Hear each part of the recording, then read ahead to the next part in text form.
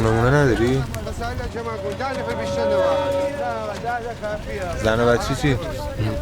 زلزله مردن. با شب موندن که مشکلی نداری. اسم چی بود؟ شکیب.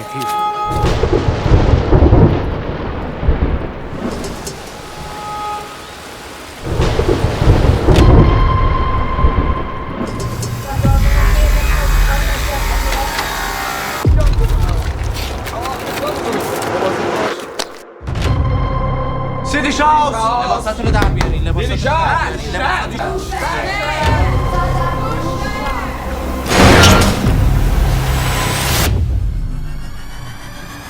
تو پاتو بزن اینجا بیرون ببین من تو رو میندازم زندان. یعنی اینا همه خرش کردین حالا این به چشم میاد. میدونی چی به چشم میاد؟ این که رستگار این همه بازیگر رو ول کرده، نقش به این مهمیه داده، به توی که از دور میدون اومدی. اینا به چشم میاد آقا شکیب.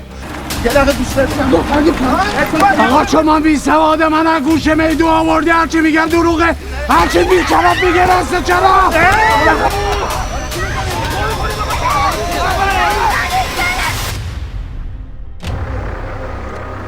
منو تهدید نکن، از هیچی نمیترسم. هیچی ندارم که بترسم.